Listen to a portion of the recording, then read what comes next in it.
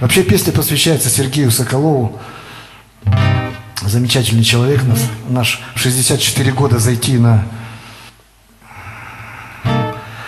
К2, самый сложный восьмитысячник планеты.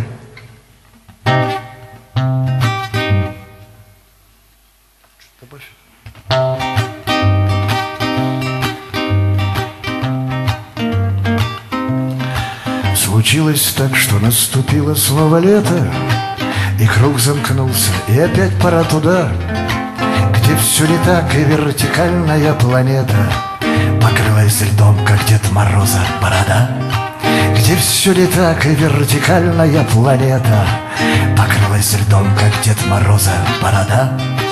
Кружились вихри в поднебесье ледяные, и, охраняя неприступный пьедестал, то хрипло плакали над миром, как живые, то хохоча срывали кожу с диких скал, то хрипло плакали над миром, как живые, то хохоча срывали кожу с диких скал.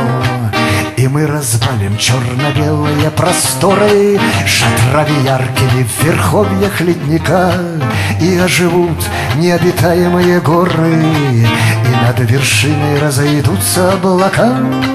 И оживут необитаемые горы, и над вершиной разойдутся облака. И вот тогда начнется главная забава.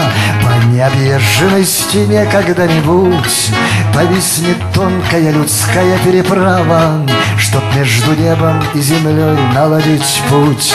Повиснет тонкая людская переправа, чтоб между небом и землей наладить путь.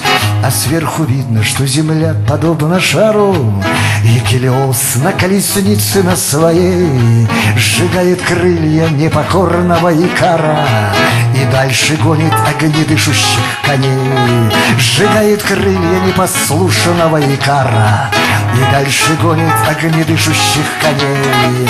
И ни за славу, ни за почести поныне, наперекор судьбе и даже небесам, идет упрямо человек к своей вершине, чтобы понять, а кто же он и кто же там.